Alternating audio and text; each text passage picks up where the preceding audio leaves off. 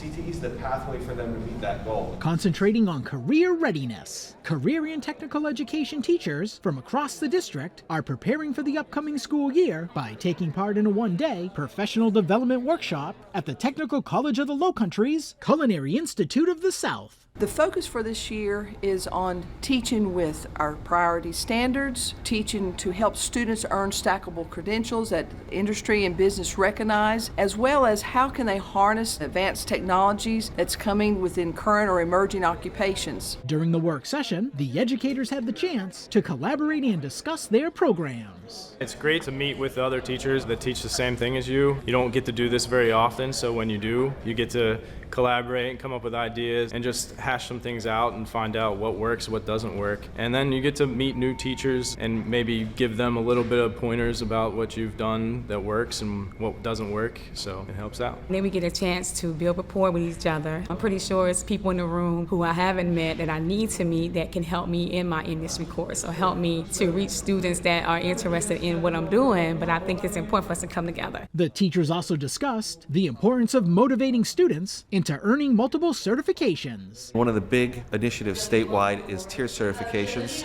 and that is students who are in CTE programs earning more than one certification to help them get jobs and placement after they complete their program. The workshop also allows the educators time to work together, discussing instructional strategies, lesson plans, and more. This has been an excellent opportunity for our veteran teachers to connect with some of our newer career and tech ed teachers. They already have some established great best practices, lesson planning, resources, so it's a great opportunity for those veteran teachers to share with our new instructors so that they can hit the ground running. I just met somebody in the room who has a connection for my students. They have a shop that they may be able to get some internships set up for my students. So it helps to just be able to have some resources that are nearby where we can make connections for the students to maybe prepare them for a career someday. About 120 middle and high school career and technical education teachers, as well as JROTC instructors, took part in the workshop.